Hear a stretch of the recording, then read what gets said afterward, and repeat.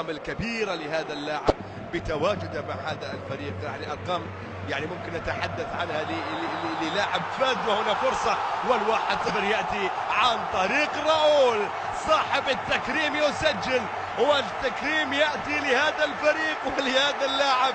سجلت في البطولة، سجلت بتواجدك، وتسجل الآن من خلال هذه النسخة. يسجل راؤول في البطولات، يكون حاضر في البطولات.